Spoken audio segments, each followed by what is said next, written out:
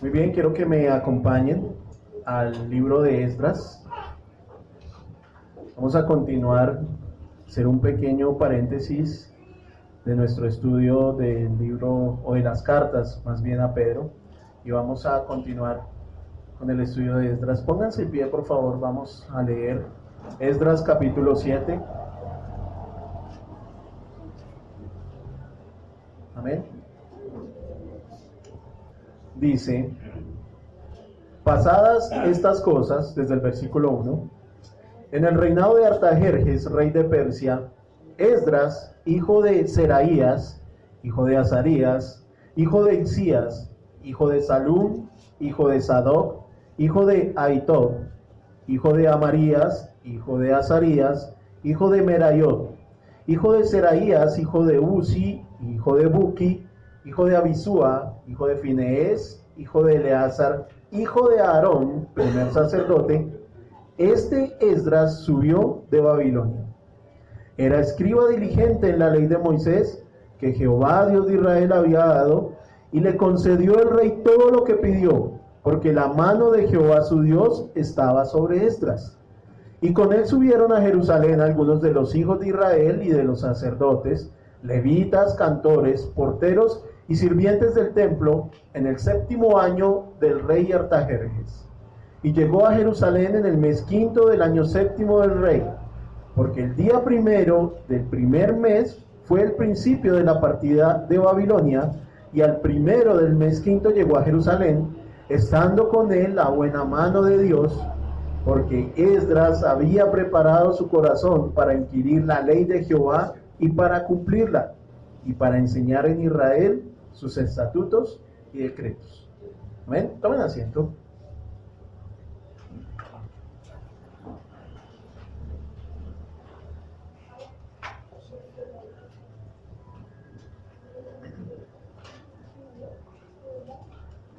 «58 años han pasado desde la última vez que prediqué el libro de Esdras.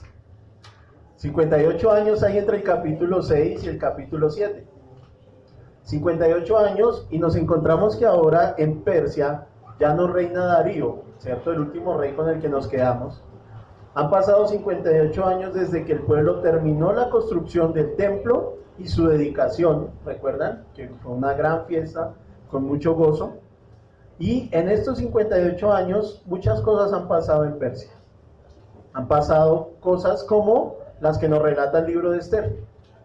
Una ganadora de concurso de belleza, una judía que se convirtió en reina de Persia, ¿cierto? Y libró a sus hermanos de una inminente destrucción. Ya cuando estudiemos el libro de Esther lo veremos. Ya no reina Darío, como les digo, reina su nieto Artajerjes. Después de Darío, la sucesión fue Jerjes o Asuero, ¿cierto? Jerjes es más conocido por la película. Ya ustedes saben de qué película hablo. Hay que ir al cine, hermanos. La película de 300, muy bien. Pero ahora tenemos al hijo de Jerjes, Artajerjes. Es un rey malo como su abuelo y como su padre, pero que Dios lo toma para que ayude a este hombre Esdras, ¿cierto? En Jerusalén también han pasado cambios importantes. En esta tierra también han sucedido cosas que vale la pena que examinemos. Se estaba levantando una nueva generación de hombres y mujeres que no tenían la misma devoción de sus padres. Recuerden, cuando ellos vuelven del cautiverio de Persia, apenas el 5% de todos los habitantes que había en Persia volvieron a Jerusalén. Se estima que más o menos 5.000 personas de 3 millones de judíos que había volvieron. ¿Lo recuerdan? Lo estudiamos hace ya mucho tiempo, que volvieron con Sesbazar o Zorobabel, que significa hijo de Babilonia, ¿cierto? Este era príncipe heredero al trono, ¿sí? Y está en la descendencia, o en la ascendencia más bien, en la línea directa del Señor Jesús.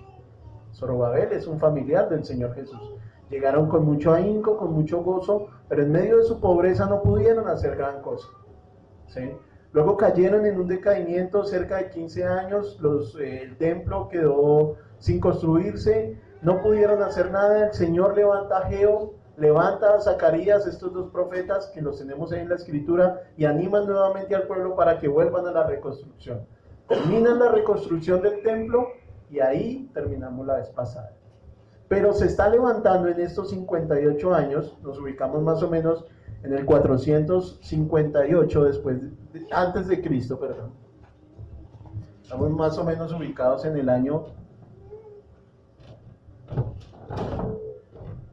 458 antes de Cristo.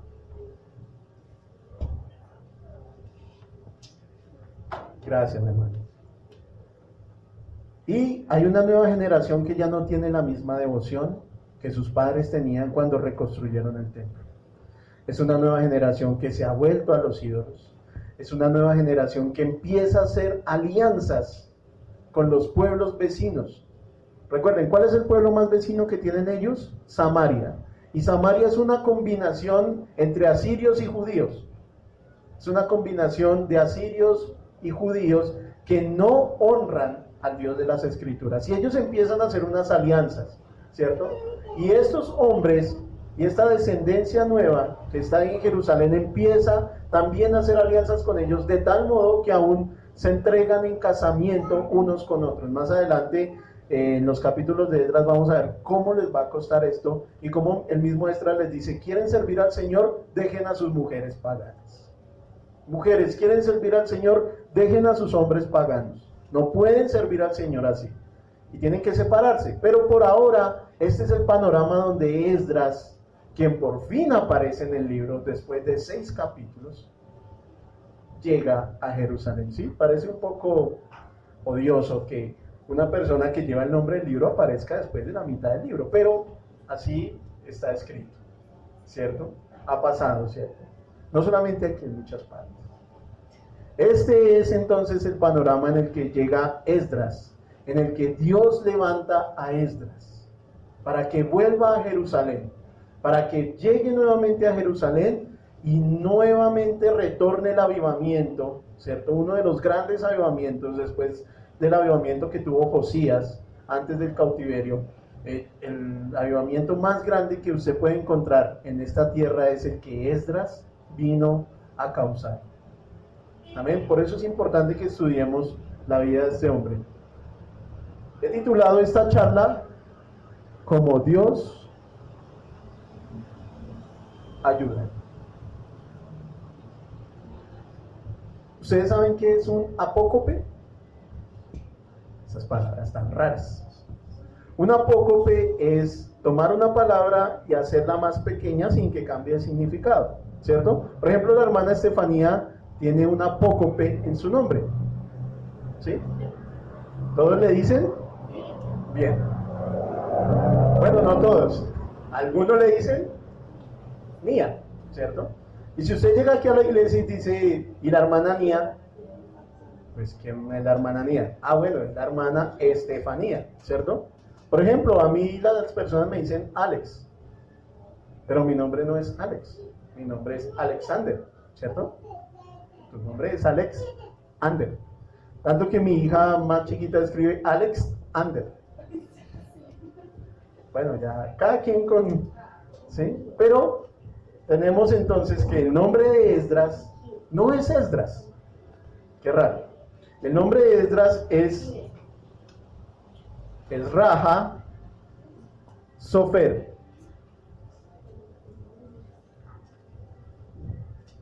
La Biblia, como ustedes saben, es escrita en varios idiomas.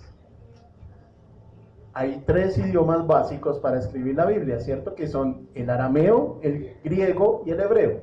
El Antiguo Testamento, las partes más antiguas, como el libro de Éxodo y de Génesis, viene en una lengua llamada acádico y ugarítico, que luego se transformó en hebreo, ¿cierto? Y recuerdan cuando íbamos al colegio esa escritura cuneiforme, que escribían como en vasijas, y alrededor de las vasijas era que escribían con símbolos.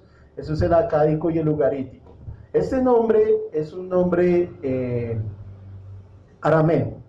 La lengua aramea es una lengua persa, no es una lengua semita, es una lengua persa. Y en persa, el nombre Esraja Sofer significa Dios ayuda. Así que el nombre de Esdras, que es una apócope, ¿cierto? Toman su nombre completo y lo hacen más pequeño para que lo podamos entender. Significa Dios ayuda. El nombre de Esdras significa Dios ayuda. Y quiero que en esta mañana miremos y proyectemos la vida de Esdras desde 3 aspectos. No vamos a entrar mucho en detalle porque de aquí en adelante solo vamos a hablar de la obra de Esdras, ¿cierto? Si ustedes se fijan, Zorobabel o Sesbazar levantó el templo. Cuando estudiemos el libro de Nehemías, nos vamos a dar cuenta que Nehemías va a reconstruir los muros y las puertas de Jerusalén. Pero se necesitaba alguien que levantara el pueblo. Y esa persona es Esdras. Amén. Esa persona es Esdras. Esdras será el encargado de levantar no los muros ni las puertas, no el templo, sino las personas del pueblo. Entonces quiero que proyectemos esta vida de Esdras desde 3 puntos. Número 1, ¿qué es lo primero que nos habla la Biblia acerca de Esdras? Su linaje. ¿De dónde viene? En el principio de este capítulo 7 se nombran algunos de sus antepasados. Algunos, no todos, ¿cierto? ¿Qué es lo que intenta hacer el escritor? Intenta mostrar la línea ascendente hasta Aarón, porque Esdras es un sacerdote, ¿sí? Hace parte del sacerdocio aarónico, hace parte del sacerdocio levítico, es un descendiente de la tribu de Leví, y nombra varias personas en su ascendencia, ¿cierto? Nombra su árbol genealógico, y empieza diciendo, o más bien, yo me tomé el atrevimiento de dejar algunos para que los estudiemos en esta mañana. Así que el primero, ¿cierto?, que nombra es Seraías. Esdras, hijo de Seraías. Pero Seraías no es el padre de Esdras, es el abuelo. Si ustedes buscan en Segunda Reyes, o segundo libro de los Reyes, capítulo 25, versículos 18 al 21, se van a encontrar con Seraías. No vamos a leer todos los versículos, apenas les voy a dar la referencia para que los tomen, ¿cierto? Segundo libro de los Reyes, 18-21, habla de Seraías. Este era sumo sacerdote que ejercía en el templo de Jerusalén en el momento en que Nabucodonosor invade a Jerusalén. Este sumo sacerdote muere por orden del rey Nabucodonosor. ¿Recuerdan? Nosotros veíamos eso, ¿sí? Cuando estudiábamos por allá el libro de Daniel con el pastor James, él nos enfocaba históricamente en cómo ellos llegan primero, invaden Jerusalén, se llevan algunos, dejan otros, y en un recuento que nos hizo hace poco sobre la introducción de las cartas de Pedro, nos decía lo mismo. Entonces, este antecesor muere por orden del rey caldeo Nabucodonosor en la invasión a Jerusalén. También nos habla de Azarías. Azarías lo podemos encontrar en segundo libro de las Crónicas, capítulo 31, versículos 8 al 10. Azarías era sumo sacerdote de la época del rey Ezequías. ¿Recuerdan quién era el rey Ezequías? Era un rey, se le alargó el tiempo de vida, muy bien, 15 años, ¿cierto? 15 años, estaba para morir, él lloró, le oró al Señor y el Señor le dijo, te daré 15 años más para que te des cuenta quién eres. Mejor te hubieras muerto. Porque ustedes ven, esos 15 años fueron lo peor de la vida de este rey. Este rey, ese sacerdote, sumo sacerdote, fue quien estuvo al frente de las reformas espirituales que trajo el rey Ezequías. El rey Ezequías fue uno de los reformadores también grandes que tuvo el reino de Judá, el reino del sur. Uno de los profetas que más le colaboró al rey Ezequías fue Isaías. Y todo el ministerio de Isaías fue bajo la mano del rey Ezequías. Otro que encontramos en esta lista es el sumo sacerdote Hilcías. Hilcías lo pueden encontrar en Segundo de los Reyes, capítulo 22, versículo 8. Este Hilcías fue sacerdote en el reinado de Josías, de quien les hablaba ahorita. Josías también que fue uno de los grandes reformadores de Judá, del reino del sur. Pero este Hilcías tiene la particularidad de que, ¿recuerdan que se había perdido el libro de la ley por muchos años? Y que nadie lo podía encontrar. Este Hilcías, este sumo sacerdote, fue el que entró en el templo y encontró el libro de la ley. Él es quien recupera el libro de la ley, y ellos habían pasado muchos años sin que los judíos celebraran la Pascua. No se guardaba Pascua, no se guardaban fiestas, no se guardaban los sábados, y cuando Hilcías encuentra nuevamente el libro, retornan esas fiestas a celebrarse dentro del pueblo. Otro que se nos nombra es el sacerdote Sadoc. A Sadoc lo pueden encontrar en segundo libro de Samuel, capítulo 15. Sadoc fue sacerdote durante el reinado de David. Él era un vidente, pero la característica más principal que yo encontré sobre la vida de Sadoc es que, como nos decía la hermana esta mañana, ¿recuerdan que Absalón, hijo de David, se levantó contra David? ¿Sí lo recuerdan? Quiere quitarle el trono a su propio padre, y Sadoc fue el único sacerdote que se mantuvo con David. Sadoc fue el único sacerdote que estuvo ahí al lado de David, huyó con David, ¿cierto?, en la persecución de su hijo Absalón, y le daba a David la palabra de Dios cuando David la pedía. Otro que encontramos es Finés, que es el nieto de Aarón, ¿sí? Fue consagrado como sumo sacerdote. A Finés lo encontramos en Números capítulo 25, versículos del 6 al 9, y una de las cosas más importantes que leemos de Finés es que cuando el pueblo empezó a contaminarse con las mujeres de Madián, recuerdan los que hemos venido estudiando los miércoles el Pentateuco, a Balaam le dice a los madianitas que mezclen las mujeres, ya que Dios no puede maldecir al pueblo, que mezcle las mujeres, ¿cierto? Para que cuando se mezclen Dios castigue al pueblo. Y viene un hombre, se junta con una madianita y está en la tienda, y viene el hijo, el sumo sacerdote Finés, hijo de Eleazar, y traspasa, ¿cierto?, a este hombre junto con la mujer y libera el campamento. O sea, mata al hombre, mata a la mujer y libera el campamento de la maldición de Dios. De Eleazar y de Aarón, pues ustedes ya los conocen mejor, ¿cierto?, por el oficio sacerdotal. Quiero que veamos también, no solamente el linaje de Esdras, sino cuál era la ocupación. Número 2, ocupación.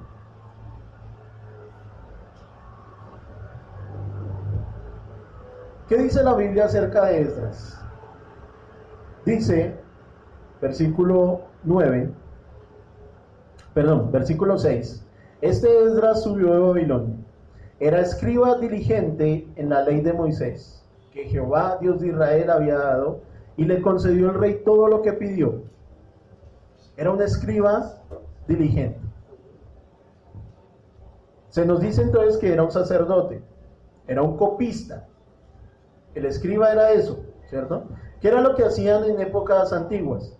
Solo había un libro de la ley, solo había una Biblia, ¿cierto? La dividían en varios rollos. ¿Recuerdan cuando el Señor le tocó el turno ese sábado en la mañana en la sinagoga en Nazaret? Dice que tomando el rollo del libro de Isaías, le tocó leer preciso la parte donde hablaba de él. ¿Sí? Cualquiera diría que es una coincidencia, pero nosotros sabemos que no es así. Entonces, en la antigüedad, los escribas solo tenían de a un rollo por libro, y era un solo rollo. Y cuando el rollo se iba desgastando de tanto leerlo, tomaban ese rollo y lo escribían en otro rollo, y el primer rollo lo botaban, lo desechaban, ¿cierto? Para que de alguna manera ellos habían entendido de que la palabra de Dios no sufriera desgaste ni detrimento.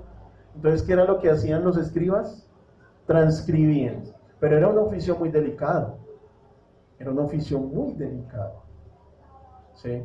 Usted se puede equivocar haciendo una plana o pasando un libro, pero no se puede equivocar transmitiendo la escritura, la Biblia, ¿cierto? Como ha pasado hoy en día. Tenemos muchísimas versiones de la Biblia, y hay algunas versiones donde no concuerdan realmente con la idea que a veces uno cree que debe tener la escritura, o con la idea que en principio habíamos tenido de la Escritura, o con la idea que el Espíritu Santo quiere dar de la misma Escritura. Amén. Es a veces complicado tratar de hacer versiones de la Biblia. Lo veo más personalmente como un negocio, como que yo saco mi Biblia y vendo mi Biblia, ¿cierto? E incluso ustedes se dan cuenta en las sectas, como los Testigos de Jehová, que ellos tienen sus propias traducciones, sus propias versiones de la Biblia. El libro del Mormón es más importante que la Biblia. Los testigos tienen su librito, ¿cierto? Su libro de ayuda, y es más importante que la Biblia, sus revistas, ¿sí? Los católicos también, para ellos es mucho más importante lo que diga el Papa, muchas veces, que lo que diga la Biblia. Ellos tienen un libro que se llama el Misal Romano, que es todo lo que tienen que decir durante cada domingo, durante todo el año. ¿Cómo? Exacto, sí. Entonces era un trabajo muy delicado. No cualquiera era escriba. No cualquiera era escriba. No cualquiera, a no cualquiera se le daba ese oficio. Usted tenía que pasar por un examen muy riguroso para poder ser un escriba, un copista.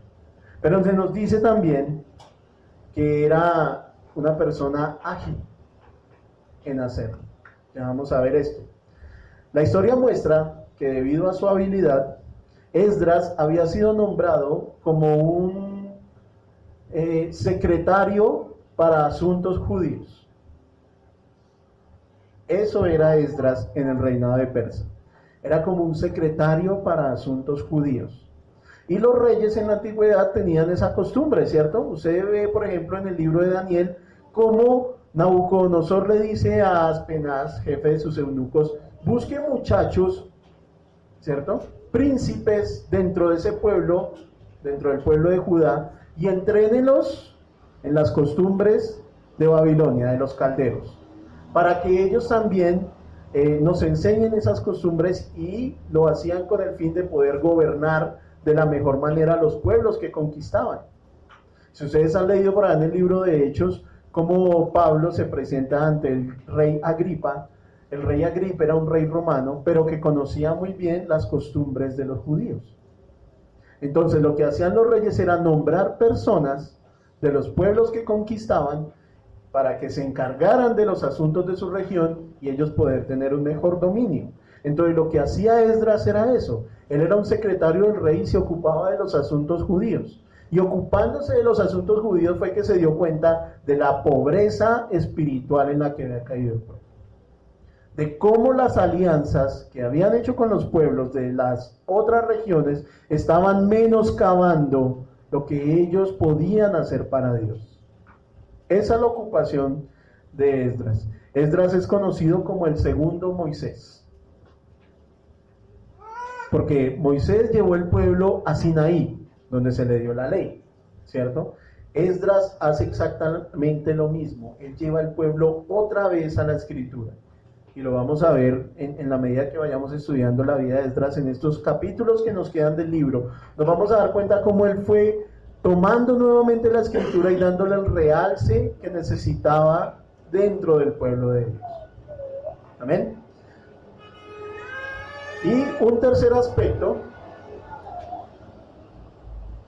que tenemos de la vida de Esdras es su devoción. Como les digo, se nos dice aquí en la escritura que Esdras era un escriba diligente, era un copista ágil. Pero ágil, ¿cierto? Esa palabra diligente no quiere decir que sea rápido para escribir. Habla más bien del discernimiento que Esdras tenía al transcribir, las palabras de la ley. Era el discernimiento que él ponía en cada palabra que él escribía. ¿Recuerdan lo que dice el versículo 10? Porque Esdras había preparado su corazón para inquirir. ¿Qué creen que significa la palabra inquirir? Estudiar, averiguar. ¿Qué más? Examinar. Muy bien. ¿Saben ustedes lo que es examinar, cierto? Muy bien. ¡Wow! ¿Qué es examinar? Es mirar al detalle, ¿cierto? Minuciosamente. Es tomarse un tiempo para decir, ¿qué significa esto? ¿Qué quiere decir esto otro? Muchas veces nosotros no aprendemos básicamente lo que dicen las palabras de la Biblia por eso, porque pasamos muy rápido. Pero nos dice que Esdras discernía, ¿cierto? Y se detenía por un momento a decir, ¿por qué está esta palabra aquí? ¿Por qué Dios dijo esto en este momento especial? ¿Por qué habla de esta manera y obra de esta manera? Era un copista ágil. Era un hombre que tenía un corazón para inquirir. Y miren lo que sigue diciendo el versículo. Dice, porque Esdras había preparado su corazón para inquirir la ley de Jehová y para cumplir. Y para enseñar en Israel sus estatutos y decretos. Hay una, ¿cómo se llama eso? Hay una sucesión de actos ahí. Una cadena, muy bien. ¿Qué es lo primero en esa cadena? Inquirir. Examinar. ¿Qué es lo segundo? Cumplir.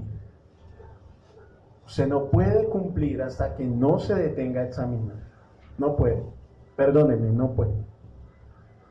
No puede cumplir lo que la Biblia dice que deba cumplir hasta que usted no se detenga con su mente y su corazón a mirar lo que ese libro tiene para decir. Y no puede enseñar hasta que no cumpla. No puede enseñar. Dice el hermano Santiago, no se hagan maestros, muchos de ustedes, no se hagan maestros.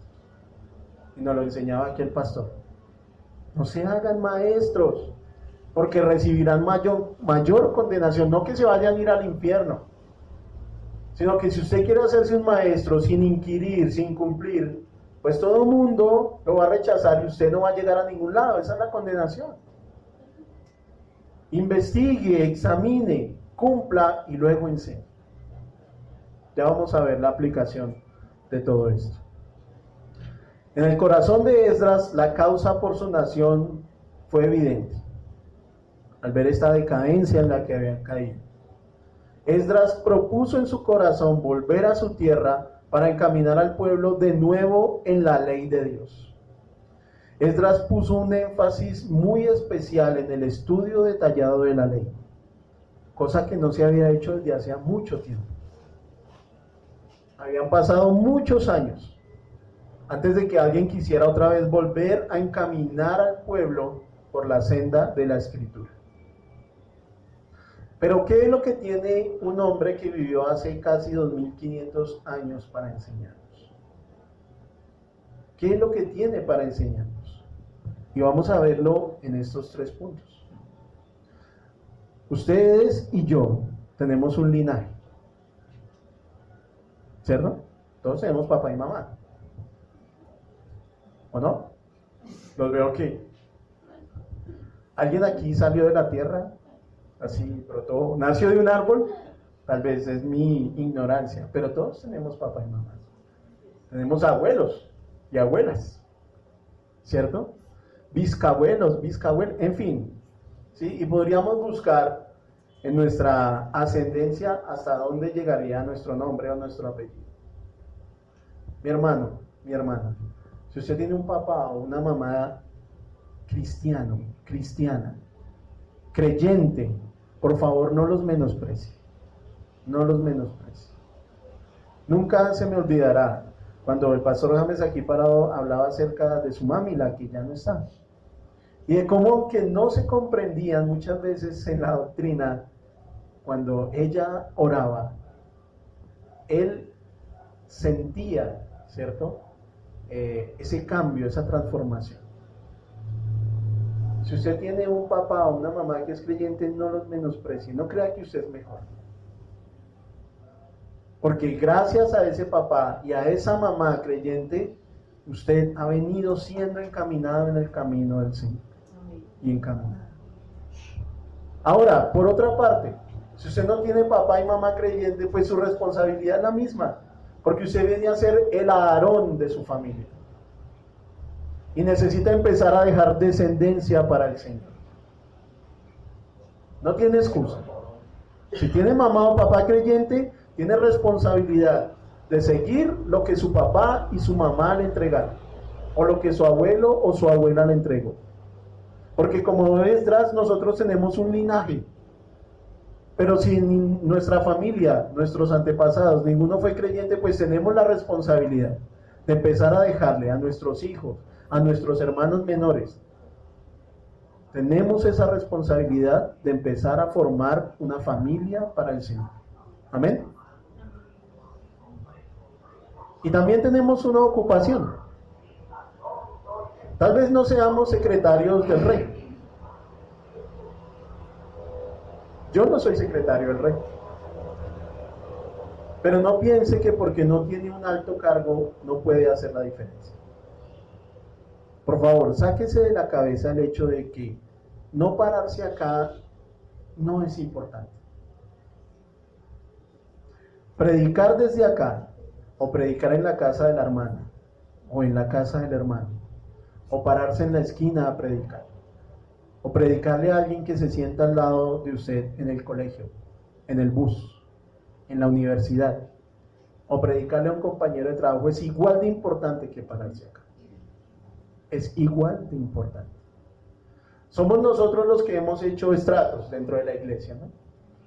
Entonces está el estrato 6, que es el ultrapastor, ¿sí? El apóstol. Le sigue el pastor, más o menos. Y por ahí en el estrato 1 está el hermano, el mal llamado calientabanca, que solo viene los domingos. Pero tanto el hermano que solo viene los domingos, como el que se llama a sí mismo apóstol, tienen la misma responsabilidad dentro del reino. Tienen la misma responsabilidad dentro del reino. Usted y yo tenemos la misma responsabilidad de propagar la palabra de Dios. ¿Lo creen? Tal vez usted no vaya a emprender un viaje para rescatar a miles, pero está encaminado en eso junto conmigo para predicar el evangelio. Amén. Miren, hace un tiempo estaba terminando un estudio sobre la vida del Señor, y cuando el Señor se va, cuando Él asciende, dice la Escritura que la influencia total de personas en las que Él dejó su mensaje fueron aproximadamente 500, ¿cierto? Ya cuando Él asciende, Él deja su influencia sobre 500 personas. Para nosotros hoy en día 500 personas, pues, ¿cierto? Él empezó con 12, terminó con 500, pero cuando Pedro se paró a dar su primer sermón, se convirtieron 5,000, ¿cierto? Así que esas 500 personas trastornaron el mundo. Lo que pasa es que nosotros no creemos que fuimos llamados a eso. A nosotros nos vendieron un evangelio muy liviano, muy sencillo. Nos vendieron un evangelio de sé sano, sé lindo o sé linda, ten casa, carro y comodidades. Ese fue el evangelio que a nosotros nos vendieron. Y nos atraparon en esa burbuja, ¿cierto? Pero no nos hemos dado cuenta cuál es el verdadero valor que tenemos en Dios y la verdadera fuerza que tenemos. No nos hemos dado cuenta todavía. Y estamos en ese sueño todavía, de pensar que el evangelio es algo liviano, sencillo. Ay, qué lindo, vamos para el cielo. Y sí vamos para el cielo. Pero es momento de empezar a impactar nuestro alrededor. Es momento. Es momento de que usted entienda cuál es el verdadero valor que tiene esto en usted. Siempre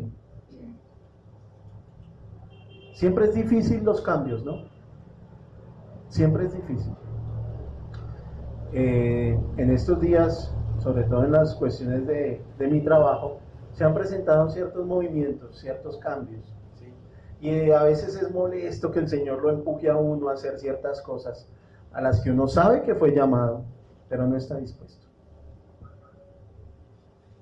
Pero usted tiene una ocupación. Usted tiene una ocupación. Y yo tengo una ocupación dentro del reino. Amén. Y tenemos también como Esdras una devoción. Pudiera decirles en esta mañana, dispongan su corazón o dispongamos nuestro corazón como el de Esdras. ¿Cómo dispuso Esdras su corazón? Muy bien. Inquiriendo en la ley para cumplirla y enseñar. Ustedes saben que por mi trabajo conozco mucha gente al día, ¿cierto? Y hay veces cuando va sonando la música dentro del carro, la gente dice, wow, qué música también, me relaja, Señor, gracias. Y cuando la persona empieza a hablar, es mi oportunidad. Y lo primero que yo le pregunto a las personas cuando hablo del Evangelio es, ¿qué piensa usted de la Biblia? Porque me parece un buen termómetro para medir hasta dónde la persona es o no es. Y entonces, esa misma pregunta se las hago en esta mañana. ¿Qué piensan ustedes de la Biblia? ¿Qué piensan de la Biblia? ¿Es un libro de buenos consejos? ¿Es un libro que te da una palmadita en el hombro, en la espalda, te dice, sigue adelante? ¿O es un libro que te confronta? ¿Ves un espejo en la palabra de Dios que te pueda confrontar? Porque si la Biblia, mis hermanos, no es importante para nosotros, se los voy a decir de todo corazón, estamos perdiendo el tiempo acá. Si no es importante para nosotros, si es un libro más o un libro de consulta, pero no es un libro que ha empezado a transformarnos, estamos perdiendo el tiempo acá. Porque en la lectura de la Biblia, en su estudio, usted lo sabe, tiene que empezar a ser transformado. Cuando dice cumplirla, cuando dice ahí en Esdras que él inquirió en la ley para cumplirla, no quiere decir que él decía no hagas y él decía no hagas. No quiere decir que él decía haz y él iba y lo hacía. Quiere decir que una transformación estaba sucediendo en el corazón de este hombre. ¿Usted ha sido transformado por la Escritura? Dice uno de los reformadores modernos, el doctor Sproul, que para que usted pueda entender un versículo de la Biblia, para que pueda entender un versículo de la Biblia, usted tiene que ser transformado o transformada por ese versículo. Si usted no es transformado, si usted no es cambiado o cambiada por ese versículo, usted no lo puede entender.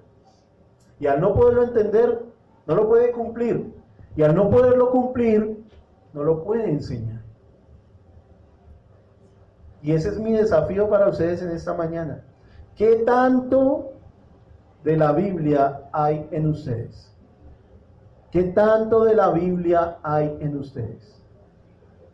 Leía el otro día un autor que decía, no es cuántos versículos te sabes, sino qué tanto de la Biblia hay en ti. Y les lanzo ese desafío también.